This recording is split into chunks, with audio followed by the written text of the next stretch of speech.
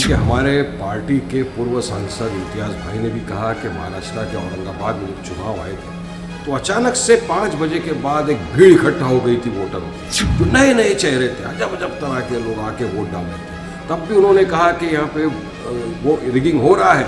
उन्होंने election commissioner को letter लिखा, सब चीज़ की प्रति कुछ नहीं हुआ। इसमें एक ही कॉन्स्टिट्यूंसी में इनको 100% वोट गिरता है। इनको वोट कराने के लिए फतवे निकाले जाते हैं। सारे कई मुल्ले मौलवी बाहर आके बोलते हैं कि सिर्फ आप इंडिया अलायंस को ही वोटिंग करो। तो इस वोट जिहाद के बारे में भी ये लोग कभी आंदोलन करेंगे? ये डेमोक्रेसी में, ये लोकशाही में चलता है क्या कि फतवा निकाल के आप इन्हीं को वोट करो? ये कौन से नियम कायदे में बैठता है? देखिए, हमारे पार्टी के पूर्व सांसद इम्तियाज़ भाई ने भी कहा कि महाराष्ट्र के औरंगाबाद में जब चुनाव आए थे तो अचानक से 5 बजे के बाद एक भीड़ इकट्ठा हो गई थी वोटरों की, जो नए नए चेहरे थे, अजब अजब तरह के लोग आके वोट डाल रहे थे। तब भी उन्होंने कहा कि यहाँ पे वो रिगिंग हो रहा है। उन्होंने इलेक्शन कमिश्नर को लेटर लिखा, सब चीज़ की प्रति कुछ नहीं हुआ। अब उन्होंने ये तक बताया कि जो वहाँ के चीफ इलेक्शन ऑफिसर थे, उनके एरिया के रिटर्निंग ऑफिसर, जब वो इलेक्शन ख़त्म हो गया और वहाँ के जो मंत्री बन गए बीजेपी के, तो उनके OSD बना दिए गए उनको, ऑफिसर को।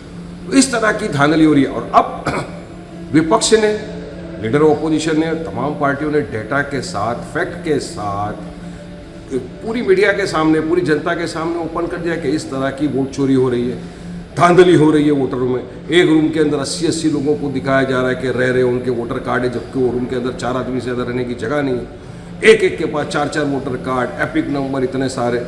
तो ये सारी चीज़ें जब जनता के सामने आ रही है तो मैं समझता हूँ कि इलेक्शन कमिश्नर का दायित्व बनता है कि आए क्लैरिफिकेशन दे कि ये किसी पॉलिटिकल पार्टी का सवाल नहीं है, ये जनता का सवाल है, ये देश का सवाल है, ये संविधान का सवाल है, ये डेमोक्रेसी के अंदर रहने वाले हर इंसान का सवाल है, जो जानना चाहता है कि कौन है असली वोटर, कौन है नकली वोटर, कौन चोरी कर रहा है, किस तरह से सरकार सत्ता में आ रही है, क्या ये हकीकत।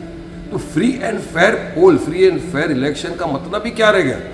तो मैं तो समझता हूं कि इलेक्शन कमिश्नर को आके स्पष्टीकरण करना चाहिए कि जो भी है सत्य देश की जनता जानना चाहती है।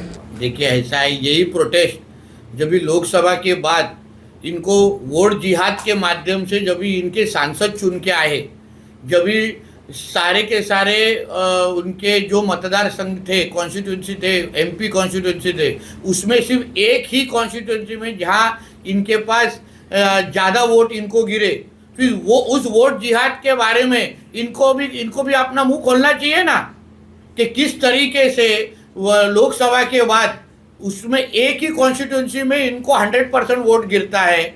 इनको वोट कराने के लिए फतवे निकाले जाते हैं। सारे कई मुल्ले मौलवी बाहर आके बोलते हैं कि सिर्फ आप इंडिया अलायंस को ही वोटिंग करो।